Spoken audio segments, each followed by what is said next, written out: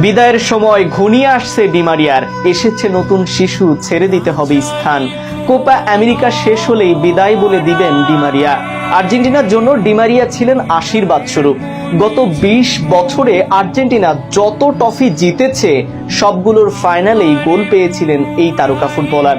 এবার সেই তারকাকেই বিদায় দিতে হবে। বিস্তারিত থাকছে শাহরিয়ার আহমেদের লেখা প্রতিবেদনে। আর্জেন্টিনার জন্য ডিমারিয়া ছিলেন আশীর্বাদ স্বরূপ।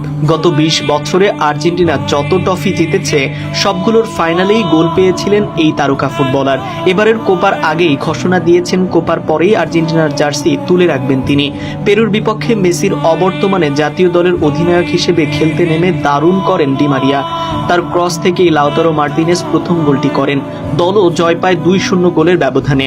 ম্যাচ শুরুর আগে নিজের কন্যা সন্তানকে নিয়ে মাঠে নেমেছিলেন তিনি।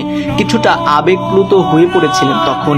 ম্যাচ শেষে ডিমারিয়া ভারী কণ্ঠে তাই সময় ফুরিয়ে আসার আকুতি। আমি অনেক ভুগেছি, আমি জানি অনেক কম সময় বাকি আছে আমার। আশা করি বিধাতা আমাকে আরো একবার শেষ হাসি হাসাবে। দলের গুরুত্বপূর্ণ জয়ে গ্রুপ চ্যাম্পিয়ন হিসেবেই পরের রাউন্ডে ওঠে আর্জেন্টিনা। ম্যাচে নিজের সন্তানকে নিয়ে মাঠে নামার ব্যাপারে ডিমারিয়া বলেন, আমি খুব খুশি, আমি এটা অনেক দিন ধরেই চাচ্ছিলাম। আজকে আমি আমার এক কন্যাকে নিয়ে নামতে পেরেছি, অনেক ভালো লাগছে। অন্যদিকে কোপা আমেরিকায় 3 ম্যাচে 4 গোল, যেভাবে বিশ্বকাপের যন্ত্রণা ভুলছেন মার্টিনেজ।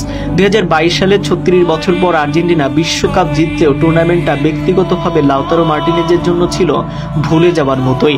6 ম্যাচে 242 মিনিট মাঠ থেকে কোনো গোল বা গোলের সহায়তা করতে পারেনি আর্জেন্টাইন স্ট্রাইকার।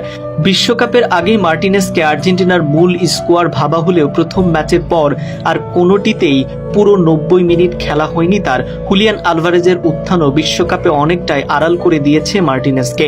বিশ্বকাপ জয়ী দলের সদস্য হবার পরও ব্যক্তিগত পর্যায়ে এমন দুরবস্থা যে যন্ত্রণার কাটা হয়ে বিচ্ছিল, সেটাই কোপা আমেরিকায় 3 ম্যাচে 4 গোল করার পর জানালেন মার্টিনেজ। বলছেন, বিশ্বকাপের যন্ত্রণা কাটা থেকে মুক্তির অপেক্ষায় ছিলেন তিনি। কোপা আমেরিকা গ্রুপ পর্বের 3 ম্যাচেই গোল পেয়েছেন মার্টিনেজ। প্রথম 2 ম্যাচে 2টি গোল করার পর পেরুর বিপক্ষে শেষ ম্যাচে করেছেন জোড়া গোল দিয়ে এবারের আসরের সর্বোচ্চ গোলদাতার তালিকার শীর্ষে উঠে এসেছেন মার্টিনেজ। কোপা আমেরিকার বর্তমান সংস্করণে গ্রুপ পর্বের প্রতি ম্যাচে ন্যূনতম একটি করে গোল করা একমাত্র আর্জেন্টাইন খেলোয়াড় হয়েছে